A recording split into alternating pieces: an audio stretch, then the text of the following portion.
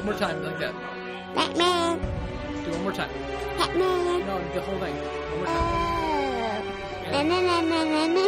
Batman.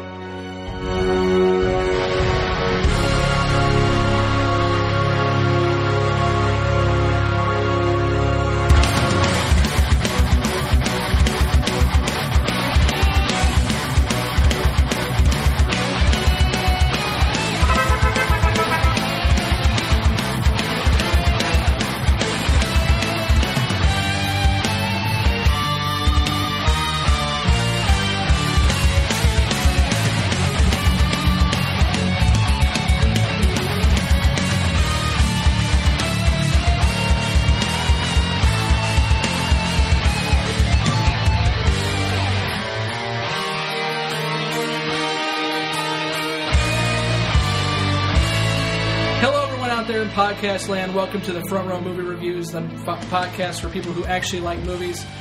Somewhere between Adam West and Christian Bale, there's a bunch of movies that define generations. For many, they're classics. For others, they're not. But for us, they are front row flashbacks.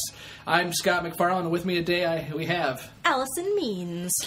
Kevin, the man, Kulovic. The man. Nice. Yeah, I added that on the man previous one as well. So, as you can maybe guess by my intro, we're going to be talking about a movie from 1989. And this is the year of superhero movies. If there's going to be a year that breaks the camel's back for superhero movies, it's going to be this year. And in a few weeks, we're going to have Batman v Superman, Dawn of Darkseid, Doomsday, Aquaman, Cyborg, Wonder Woman, Flash. Am I missing something? Just keeps on going and going and going. Get over it, Scott. So many, all of them. We're going to go back in time a little bit and look at one of the movies that got this thing rolling more than 25 years ago. Year I was born, fun fact. Oh, God. I was alive. I was born in 88, so. Oh, God. I'm the oldest one here. Okay. And we're going to be looking at Tim Burton's Batman with Michael Keaton, Jack Nicholson, Kim Basinger, Jack Palance for about 20 seconds. And Billy D. Williams. Lando Calrissian. Not as Lando Calrissian. So, we're going to... Sorry, I was counting how old I was. I was 3 months old. I saw this in the theaters. You all suck. I was one. It came out the same time as Dick Tracy. Saw that one in the theaters, too. What month did this come out? When was Little Kevin was just a wee 3 months old when this movie came out. This was the top-grossing movie of 1989. Fun fact. Yeah, I don't care. Of course you don't. Tim Burton does, because he still gets royalties. It's true. So we're going to kind of go over our first impressions of the movie, and we kind of already started that. Some of you, your impressions come from being in diapers. And then we're going to talk about the movie itself and finish up with just some discussion of the lasting effects, if any, that this movie has. So we'll go ahead and start with opening thoughts. I really enjoy this movie. I feel like it has a lot of cartoonier aspects to it that really kind of harken back to, the Adam West era and the original Batman TV show. And Tim Burton, I thought, was a good choice to kind of bring it into a more modern era. Michael Keaton is always amazing, forever and ever, amen. Yeah, I will always love this movie. It's one of the movies we watched over and over again, when we were kids, and 2/3 of it went over our heads, but we didn't understand. It's definitely got some adult jokes in there. The majority of absolutely. it. We were very sheltered. We didn't understand. Kevin. Well, when I saw this movie for the first time as a young 3-month-old, I remember quite vividly. I freaking hate you people. No, until a couple weeks ago, it had been a very long time since I'd seen this movie, but I'd forgotten how good it actually was. I mean, it still had plenty of its corniness, but I had forgotten so much about it, and there was so much... It was a thoroughly entertaining movie, and I'd forgotten how good Jack Nicholson was and how much I enjoyed him, and I'd forgotten how even, Heath Ledger kind of channeled some of his Jack Nicholson. Totally forgot about that because it had been so long since I had seen it. Mm-hmm. But it totally brought back a bunch of memories. But we're going to go down the absolutely nostalgic trail, I'm sure, as this podcast That is goes the on. point of the whole flashback. Yes. point, yeah. I can't get out of the 80s, so here we are. Because you're the one few that's lived the most of it. We Hey, I got you remember on that Prince. last year, so. I had the Batman soundtrack, okay? It was compact disc. That was new back then. That was. You were fancy. But no, this is an interesting kind of time capsule movie. Especially for Batman. You know, Batman up until this point in film was very campy. Was very Adam West, Burt Ward, pow, bam, all that good Yes. stuff. The only other film we had in theaters, aside from the serials back in the 30s, was Batman 66. Where we had the shark repellent, and some days you just can't get rid of a bomb. So, what happened here is it's a perfect timing for this film, because DC and Warner Brothers had, well, not Warner Brothers, but DC had success with Superman in the late 70s, and then you had The Dark Knight Returns comes out as in comic form in the mid 80s, and that kind of reshapes what Batman is. And a lot of Dark Knight Returns plays off in this film. It's a darker Batman. He is not... the movie is campy, but Batman's really not campy. He's very serious. He's stoic. He gets the job done, which is very much like Dark Knight Returns. And along with that, I think this is one of the best Tim Burton films out there. One of my favorites. And I think absolutely. when you get Tim Burton and Michael Keaton together, you get gold. Because Beetlejuice is great. Batman is great. And in terms of the overall franchises, I would actually say this would be still to this day my second favorite Batman movie. Followed behind Dark Knight. Dark Knight. I think Dark Yeah. Knight, without a doubt. And we'll probably have some discussions on who the better Joker is and all of that. Sure. But I think this is an excellent movie to be going off of. And I would honestly say that this has shaped the Batman franchises just as much as, if not more, than the Dark Knight Returns comic book, and I'm sure we'll talk about that too. But let's go ahead and get started in talking about this film. And one of the things that's interesting is this really isn't an origin story, Nope. Nope. which is something we're not used to with superhero movies nowadays. Usually you kind of have the superhero story. Even with the latest one, Deadpool, it just came out. Sure. You have the origin kind of built in, but we dive right in here with... We have our flashback, so... We do a little bit, but not too much. And that's really actually more of a Joker origin Yeah. True. than it is a Batman And origin. it sidetracks into what we might see in Batman v Superman Yes. here, too, because we've seen the clips of where he's seeing his family die. So Yes. I think it'll be on similar path as that. Agreed. From this particular movie. Yeah. Completely agree You with you do on that. kind of start with an almost little parallel moment, And- though, of another Yes. child and his parents Sure. being mugged. The whole pearl necklace flying off, which is very parallel to... Well, and as a kid, I remember vividly thinking when I first saw this that was the Batman origin. I thought that was I thought it little was, Bruce too, Wayne. when I first Yeah, when saw I it. watched it again, I was thinking that as well. And he walks by the grandma hooker. Oh, yeah. And she only Yep. see in the background. She's there. She's ready to go if you need her. That's her job. And Dad cannot find 7th Street to save his life. But no, very much so. And I don't want to read into the script writers and Tim Burton, but you almost think that maybe they did that to throw you off.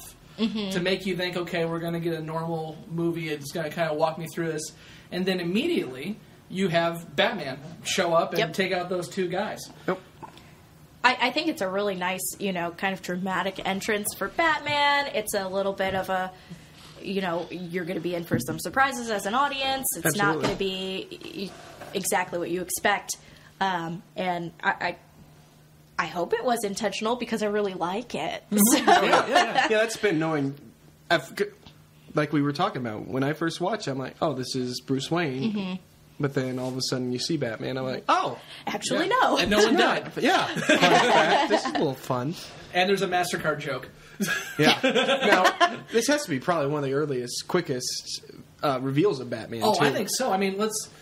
we'll not count Adam West as Batman because that's its own thing. But Oh, yeah. obviously, Yeah. Batman Begins. Yeah, we don't see Batman it for a doesn't long time. show up until halfway, or actually three-quarters of the way through yeah. the movie. Absolutely. Even Dark Knight, I think they kind of build up a little bit, and also Dark Knight Rises, he's half decrepit for half the movie. Yep. Right. And the other ones, Returns, I think, spends a little bit more time on the villains before he drops in, and oh God, I can't remember Batman, Robin, and Batman Forever. Yeah. But no, I think you're right. It just drops him. No one should remember. No one should. So.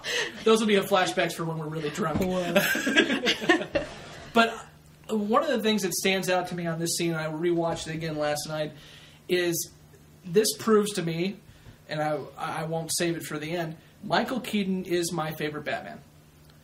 And when he first shows up, and the guy asks, "Who are you?" he gets a little grin on his face, like he's having fun doing this, and just says, "I'm Batman." Oh, he's so charming. It's not like Christian Bale, "I'm Batman." It's, "I'm going to drop you off a roof." By now, yeah. You know, my one issue with him as Batman, I forgot how much I liked him as Batman, is just he's so short. Oh, because Vicky's the same height as him. She might be even taller than him, and that was my only complaint. Yes, there was one scene when they were at all the computers and everything. I'm like, that guy's short. She's taller than him. Looks like she can just push him off or whatever. Take this guy out. What's going on? So, I mean, that's my one complaint. And Christian Bale's not tall either, but I think they made him look a little bit taller than what he was. I think so too. But no, they did not try to hide Michael Keaton's height. Absolutely not. But he definitely has the most charm of any Batman that we've seen in, modern film. He makes you like him, and you're supposed to like him. It's kind of hard to like Christian Bale's Batman. You have to, really work at it when he's Bruce Wayne, when he's supposed to be, a charming, kind of funny guy. You don't get that as much, but Keaton plays it off so perfectly. It's balanced so well. Mm-hmm. I love him. He's one of my favorite actors because I just think he's phenomenal. Every performance from him, regardless of the role, is nuanced and just excellent. I completely agree. That's why I'm kind of happy this time we've had the past few years. We've had kind of a Michael Keaton renaissance. Yeah, with Spotlight and Birdman. And Birdman. Even and I wasn't really a big fan of the movie, but he was good in RoboCop. Oh, I forgot he was even in I totally forgot he was in RoboCop. He was good in RoboCop. I tried to forget about RoboCop. It was pretty bad, but he was good in it. But yeah, no, Birdman, obviously, as we were recording this, Spotlight phenomenal. just won Best Film, and I think it was well-deserving, and I think he was excellent in it. So, and we're going to talk about Bruce Wayne, I'm sure, in a little bit, but before we get to Bruce Wayne, we move immediately into our villain with Jack Nicholson's Joker. Mm-hmm. And this is the first time on film, and actually the last time on film, unless something happens with Suicide Squad, that we get an origin story for the Joker. For Joker, yeah. Yep. And what do you guys think of that origin story? I thought it was lame. I mean,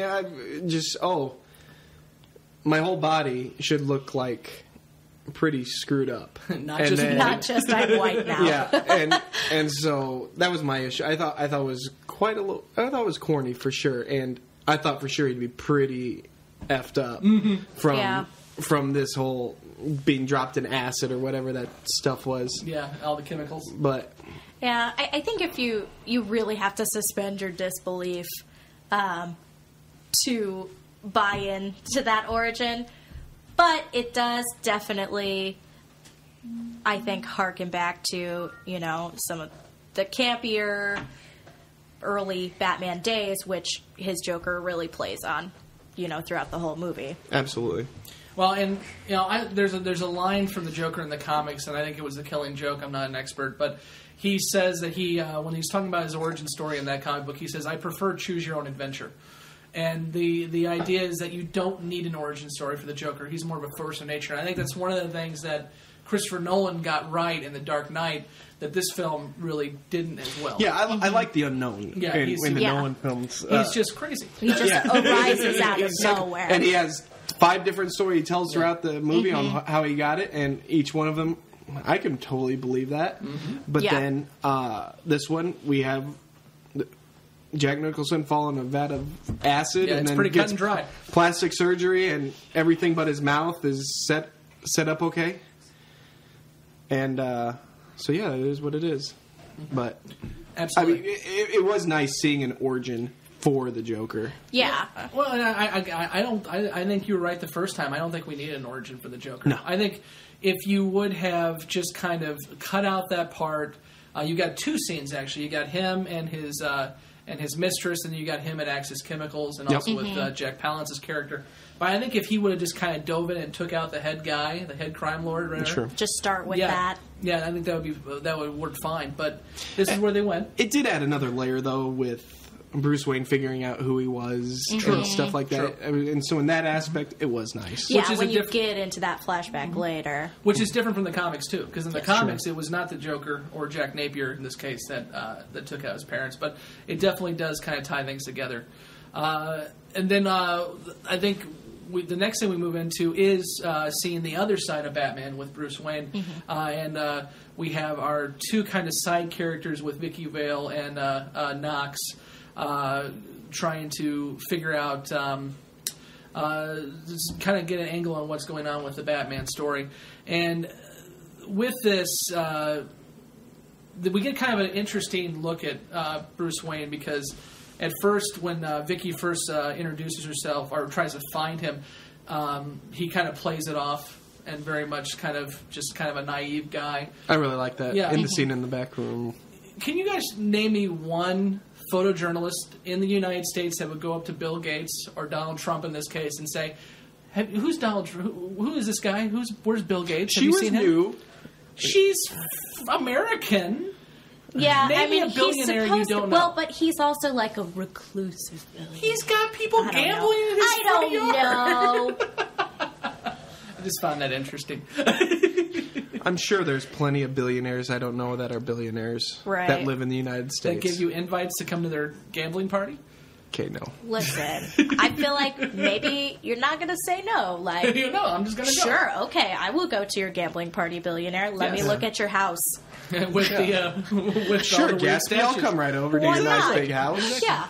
But we immediately kind of go into that statuary, and we meet the real Bruce Wayne and what he's going to play off. And again, some people have different favorite Batmans and different favorite Bruce Waynes.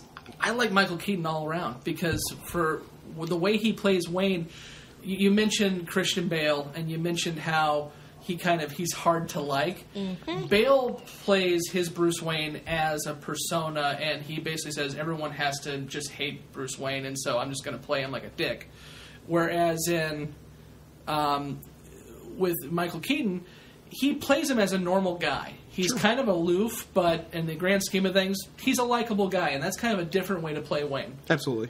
Yeah, I like it. I'm into it. He was definitely this. Probably.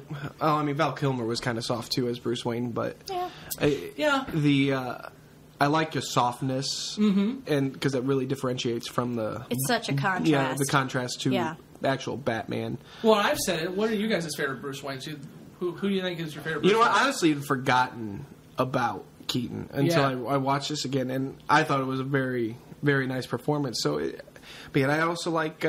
I like the smugness of Christian Bale, and it's like, even though I just say I like the contrast, I like the smart assness. It's a different story. I like the smart assness in Begins, and I just like the stories better. I think a little bit in Begins and Dark Knight. Yeah, I would agree that by and large the script writing and the stories are much more intriguing in those. Yeah.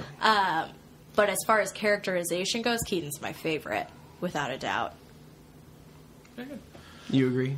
Yeah, I already said that. I know you did. Now, for our viewers that may have forgotten. For those who have found us in 2265, and you're listening to this, I don't know, I just picked a number out of my head. Why what is not? that? A year. Oh, the gotcha. future, Kevin. We have not seen We have not seen Batfleck yet. So we have not. This may change things. I'm sure we're going to get a lot of Ben Affleck as Batman, but up until this point, we haven't seen anything. I'm loving hearing everything he's been saying on the late night shows. Oh, and Jimmy Kimmel, that was great. Like when he was on. Oh, I dressed up as for my 4-year-old birthday party. I went to his birthday. It was kind of awkward Batman. around the parents. Yeah, and I was in full character while I had all these other superheroes around. He probably put that Spider-Man to shame. Yeah, I'm like, I'm the real Batman jerk. Watch this. Watch how it's done, son. So, moving on, we kind of already hit the Joker origin story with the Axis Chemicals and being dropped in the vat.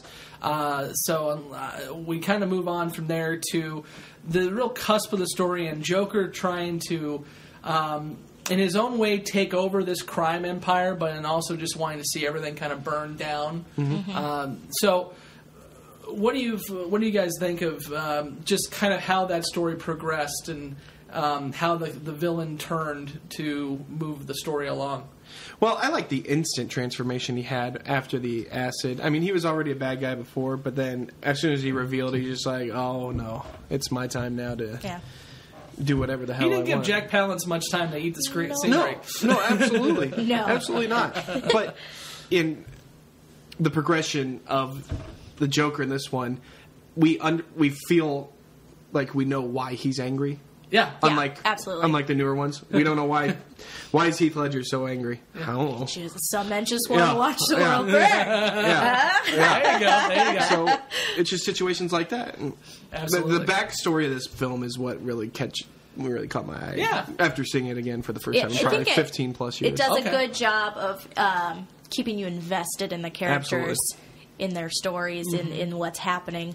Because, I mean, you know he's a bad guy because he's the Joker and it's obvious. But at the same time, you're like, I get it. I would be mad too. He dropped me in a vat of acid, and the guy before sent me there to my death anyway. Right. So I got a lot of people I to be feel pissed like off I'd come at. back like, fuck that guy. Yeah. Well, and kill your mistress while you're at it. You know, why not? That was nasty. He just It was- performed experiments on it. Yeah, that was It really nasty. They, that they kind of poor glossed it over, but he was really doing some Nazi-esque experiments. Oh, on that's the what I show. was thinking. I'm like, this is Totally. really Nazi. Why That didn't you try was some, changing their iris color too? Or American Horror Story Asylum. I will say, I think Heath Ledger's Joker is just played so well that I think he is my favorite Joker in film. Sure. But Jack Nicholson does some great work here, and even when you before he becomes the Joker, there's a scene where Palance is kind of toying with him and throwing his cards into his hat, and Nicholson's got this little twitch in his eye, like he's just annoyed to all get out. It's just wonderful, and you can tell through the board scene where he used the joy buzzer on the guy, which they aped pretty well with the pencil scene in The Dark Knight. You can just see that Jack is having a wonderful time playing this character. Absolutely. Just dancing How do you around and not? laughing. Yeah. Well, and later on, he said in many interviews that this is one of his favorite characters to play. Well, but yeah, and also Heath Ledger, I feel he drew a lot from Jack Nicholson. Oh, yeah. It was absolutely informed by Jack Nicholson's performance. And I'd forgotten how much Jack Nicholson, how flamboyant and big he was. I'd totally forgotten about all that. But yet, it totally made sense looking back on it and watching the Heath Ledger performance again and totally seeing that and understanding that once again. And so the main cusp of that too is him doing a couple different attempts to kind of screw around with Gotham with his chemicals, and I think they played it off pretty well. There's just little scenes in there that, like for example, you have the journalists on the TV, and you see them a couple times, the newscasters. And the first time they're all did up with their makeup, and as time goes on and his plot goes on, their skin's getting worse. they stop their hair wearing is makeup. frizzy. Oh my gosh, it's just so little great. things like that. This movie is so good at that. Just like little tie-ins to the main plot in those little kind of like breathers between major plot points. You don't ever feel disconnected from it. There's no tangents that don't tie in somehow.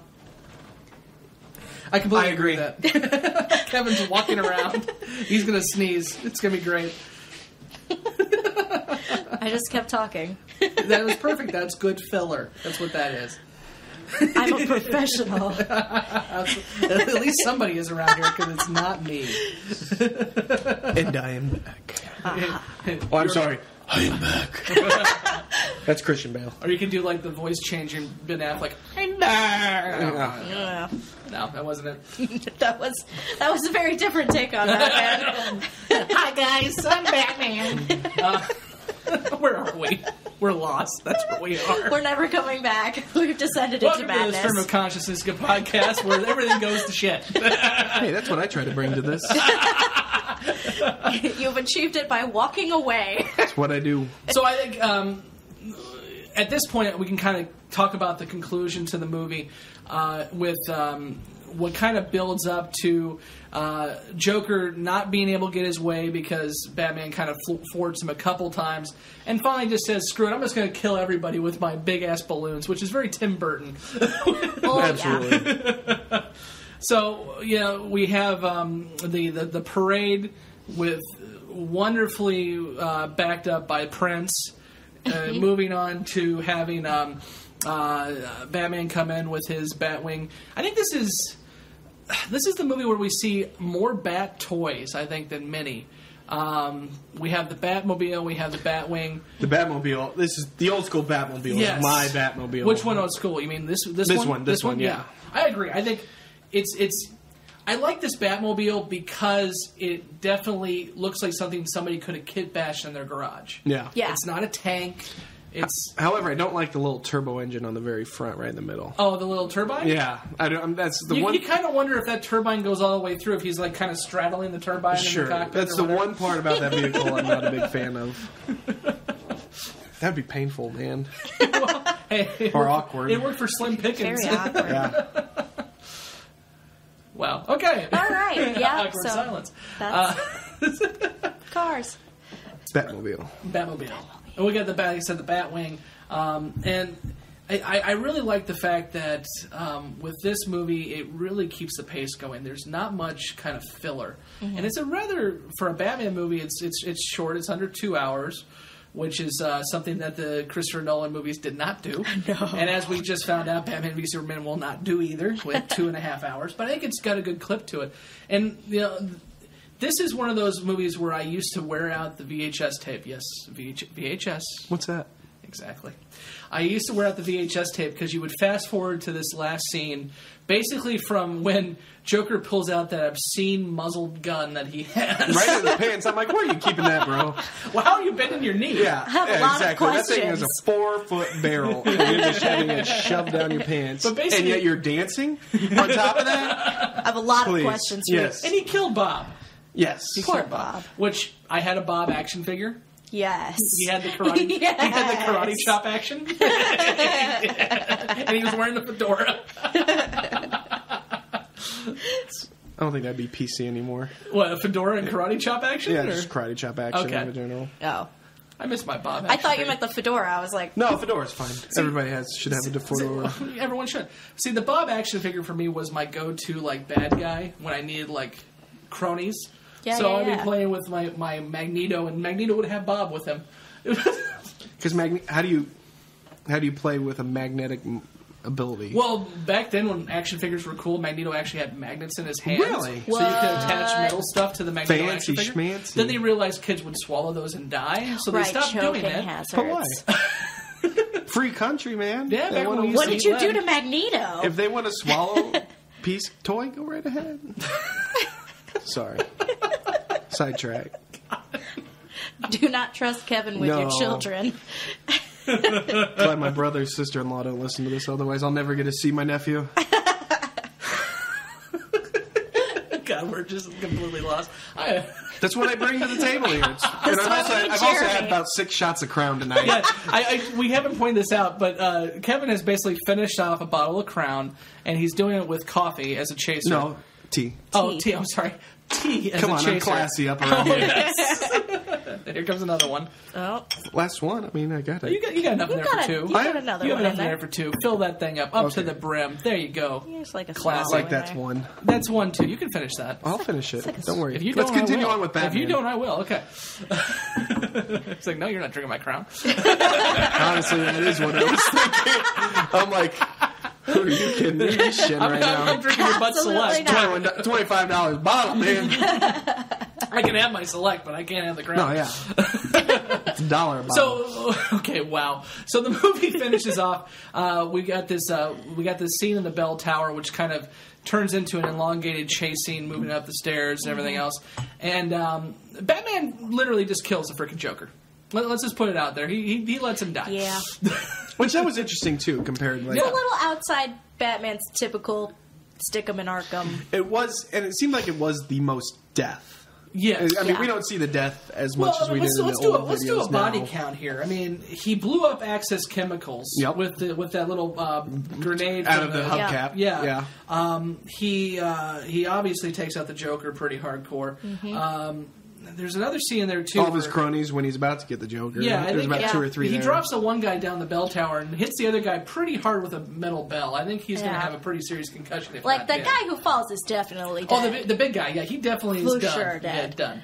So, Other guy, if not given immediate medical attention, probably dead too. I don't think there's many. I don't think EMTs. Batman called an Not ambulance many for him. EMTs on like the 20th floor of the bell tower. He blocked the entrance to the bell That's tower. what I mean. Well, So- he did, but the Joker did. They so. couldn't get to him. So, Yeah. probably dead. No. So I think he's pretty dead. I think this was something with Tim Burton's movies, though, is they kind of they didn't care about the whole Batman doesn't kill thing because Tim Burton doesn't shy away from killing characters. Well, because so. and also in Batman Returns, Batman takes a stick of dynamite, not a stick, like a whole sack of dynamite, sticks it on a clown, pushes him into a sewer, and just lets him blow up. So Batman kills. A little bit of a departure. Although, judging by the trailer for B versus S, or we want to call it, Batman breaks some necks in that trailer. I'm pretty sure some of those guys die. Oh, yeah. So, yeah, there's a little bit of blood on Batman's hands. Anyway. But what do you guys think about the ending and how that kind of all wraps up? First off, I forgot how much... I totally forgot about the old school Batwing or whatever we want to call that plane. Yeah. I mean, that's a sick looking plane, and that's the old school bat vehicles that I love, and how it transforms into after he kills the Joker, and then that's where the light comes from, the spotlight for the bat call. It's the ending. But yet, I must say though, as I said in my opening statements, is that there is plenty of corniness in the action because it is 1989 when people are flying through walls. Like that broke pretty easy, just stuff like that. But overall, I love the comedy when Batman takes all the balloons away. You steal my balloons. Those are my balloons. Those are my balloons. Yeah. Where does he get those wonderful toys? Yeah, exactly. And the comedy that Nicholson brought because of that was spot on. Yeah, absolutely. Oh, yeah. Absolutely. I love the whole, through all the paintings and we completely skipped we over that completely scene. skipped that scene. Oh, It's yes. one of my favorites. Yes, go ahead. When they're just running through and he's like, I'm an artist. He's got this stupid beret on and he's like, paint some things, boys. That was a great And they're scene. just throwing paint on all these paintings and it's an awesome scene. Absolutely. We skipped it and I was sad about it because it's one of my favorites. One of the best parts, too, is one of his cronies is going around slashing stuff with a knife. He gets the one, and Joker throws up a cane to stop him and says, no, I like this one. like this one. Leave this one be. Yeah. Because it's like death and destruction. I love that scene. That was funny. And he's just going and knocking over all the statues and everything, just walking through the art. Yeah. It's just really thoroughly enjoyable. His quest to get Vicky. Yeah. Joker's always thinking about things. The ladies. Yeah. I don't blame him. She was hot. That's Kim true. Basinger's still hot. That's true. I need to look up a picture of her. I mean, she's like 50-something, but she's still hot. It's Kim Good-looking Basinger. lady. You ever seen 9.5 Weeks? No. Yeah, okay. Yeah, make sure you're... Okay, I'm not going to say a word. Just watch 9.5 Weeks and have some fun. In what way, Scott? In exactly the way you think. But there's a couple other characters that we didn't even really hit on. I think this Alfred is kind of a road Alfred. He's just kind of the butler, the father figure. But he is our longest-serving Alfred. He serves through 4 movies, for better or worse. And I think he plays it well.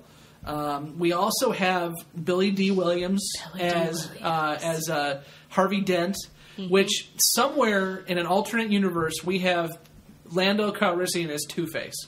Yeah. Somewhere there's a movie where Lando Calrissian is Two-Face. I like that. I do too. Much better than Tommy Lee Jones. And the Commissioner Gordon, I think, again, too. I think they put a lot of time into the main characters with Batman, with Joker, and a little bit with Vicky, to where some of the other characters that usually get good billing in some of the later films, as well as in the comics, kind of become side characters. Yeah. Am I missing anybody?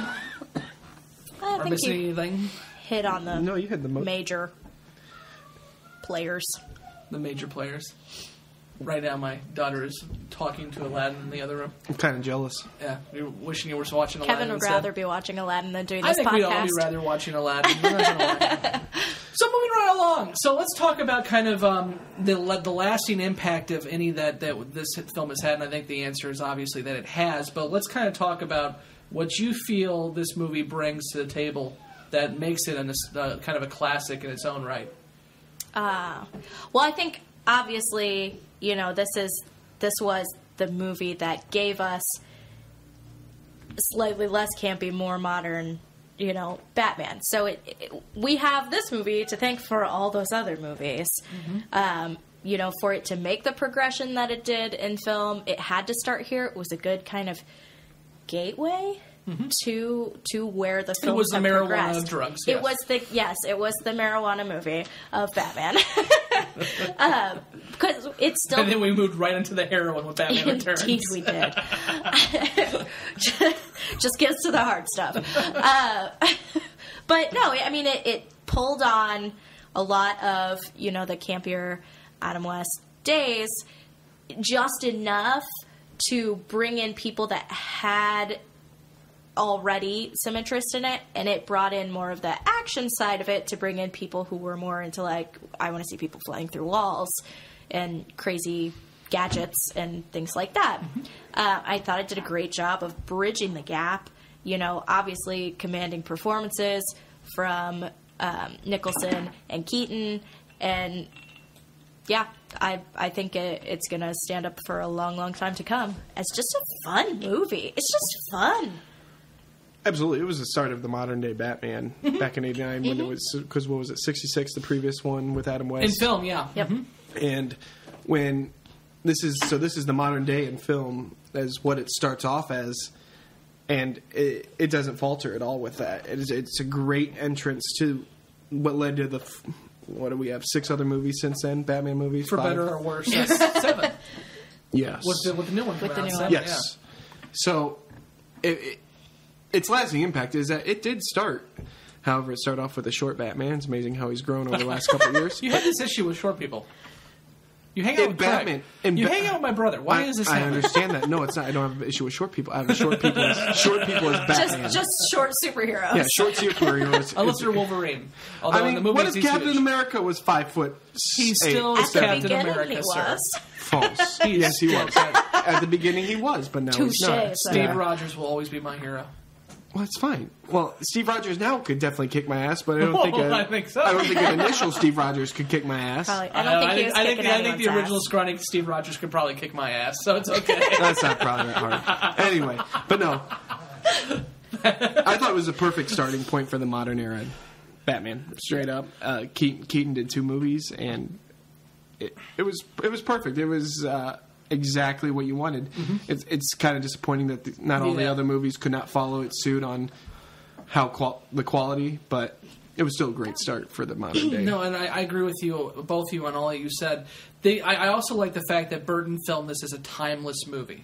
You look at it, it's got some nouveau in there, it's got some 1940s, Yep. It obviously has some 1980s looks, but you really can't pinpoint a time with this movie. Yeah, you can definitely see that all the technology, it's still not feasible, even when he's parking right on the right on his little dock or whatever you want to call it. Yeah. It's like, that's definitely, I doubt that was around in 1989. Well, but and vice versa, they're driving around in 60s and 70s Chevys throughout it too. Yeah. Again, to make it to where you can come back to this movie 30 years later and not say that's an 80s flick. Of course, you're right with some of the cheesiness you can tell, but just the cinematography is well done.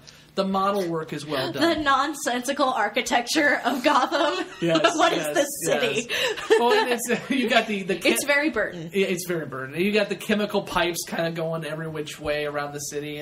You can imagine why no one lives there and why they're having trouble paying their bills. Impossible 'Cause architecture. It's a pretty shit town. Oh, But, yeah. but it's his. all the corniness that you see in the aerial shots when he's up in the plane. Oh, yes. And then when Yes. he's driving around, how the old school just like, oh, I'm definitely on a green screen, or just park it right here. Did you notice the first time we see Batman, we don't even see Batman, we see his shadow? Yes. The shadow is a cartoon. Did you catch that? Oh, really? No, I didn't. Yeah, when his cape's kind of flowing. You can tell like the cape didn't flow the way Burton wanted him to, so they colored in the cape. Oh, I gotta watch that scene again. It looks pretty bad. But Batman. I agree. Whoa!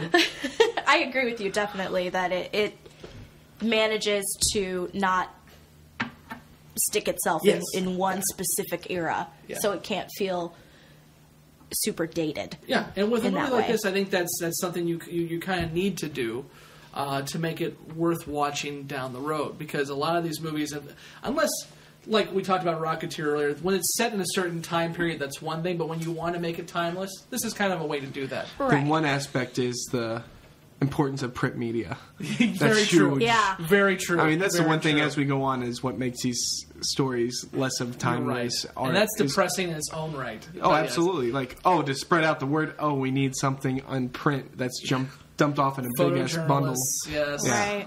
Right. Which, there's so much little stuff in there we didn't mention, too. Like, Vicky comes back from the Cordo Maltese, which is from Dark Knight Returns. Straight from the comic book. And it's just little things like that. But I agree with Kevin, when you say this is a foundation for Batman moving forward. I think it's a foundation for films moving forward, not just superhero films. Because if you look at the 90s are an interesting case, but a lot of movies coming out of this time period don't really hold their own, but you see a lot of kind of other films trying to work on what Burton had did there and kind of moving forward with that, especially the superhero films. Again, we'll forget Batman Forever and Batman Returns, but Yeah, what Burton had did there. I'm sorry, man. I just had to make fun of you there. Yeah. Had did. did. Yeah. What had happened, It's Scott? late and I gotta write a 5-page paper after this. Leave me alone. I'm going to bed. On that note, any other things to wrap it up? Any kind of closing remarks? I'm excited for Batman v Superman. I'm not. We know your feelings. Listen to our previous podcast to just hear why Scott is not excited. For the non-comic book reader, that is myself, I am excited, but I can understand your concerns from what you've enlightened me on, the backstory. But Don't need Doomsday. That's all I'm saying. it'll be nice to finally have a comparison, like later on when we do Absolutely. the BVS Yes. podcast, we can see like, hey, how does he compare to Michael Keaton? Yes. And that one, and we'll have the same thing to say when we see Suicide Squad, Absolutely. and on how it Which- compares to both Heath Ledger and I'm not Jack. even going to get into the Jared Leto Joker in this one. I'm just Oh, going to let man. that one sit there Yeah. for a while. You know what I'm really concerned about is Harley Quinn. Agreed. Very concerned. Completely. That's another thing we didn't even mention. I'm getting excited now. This movie leads to one of my favorite cartoons of all time. Batman the animated series. So good. Because it definitely, even the music is taken over to Batman the Animated Series. Which Tim leads, Burton keeping Danny Elfman employed since yes. 1987. with Yeah. Beetlejuice? Yeah. But, and going Dude along from with that. Boingo Boingo. Exactly. I like her. I have no idea what you're talking about, but go ahead. That's what Danny Elfman did before. Smile and nod. I'm really good at that. But and that another point is, and one of these days we'll talk about it. I'm sure if I am around for a couple more years, leads to one of my favorite Batman movies, which hasn't been mentioned yet at all: Batman: Mask of the Phantasm, which definitely feeds off this movie too. Yeah. Who is that? Kevin Conroy. Kevin Conroy, Who is my that's right. Batman. I mentioned Keaton, obviously, is my favorite film Batman. When I read Batman on the page, it's Kevin Conroy's voice speaking to me. He's whispering sweet nothings to me, and it's quite wonderful. Is your internal Joker voice Mark Mark Hamill. Hamill? Absolutely okay, Mark good, Hamill. as it should Without be. a doubt. As it should Without be. a doubt, Mark Hamill. Luke Skywalker. I know who freaking Mark Hamill is, okay? I know I've been drinking. I haven't been drinking that much, too. We just got the explicit. There we go. No, I didn't say it. I said fricking. Okay. I might have said it earlier. So, lasting impressions? Final thoughts? I love it. I'll always love it. Mark Hamill is Luke Skywalker. I know that. And he will be in the next movie as well, including this most recent one we just all saw. But no, I've already made my comments on what my lasting impressions of this movie. And Great. I think I just went around twice because I felt like it. So that kind of wraps it up for Batman 1989. Just kind of looking forward, as I mentioned, we're kind of gearing up towards Batman versus Superman: Dawn of Everybody that needs to be in a movie. And with that, we'll be talking in a couple weeks about another movie that is probably one of my favorites of all time, and that is the original Superman with Christopher Reeve. So we'll be talking about that next time, as long as Jeremy doesn't fire me between now and then. Can he fire you from something that doesn't pay you? If he doesn't tell me when we're recording, that basically makes it easy to fire me. It's like, we haven't recorded in a while, Scott, but I see it on my subscription. Oh, now you know how I felt. Having not been asked for a while, then you're like, hey, can we record at your house, Kev? Yeah, Sure, why How not? was that Deadpool recording, Kevin? Yeah. Oh, I wasn't invited. Thanks. Oh.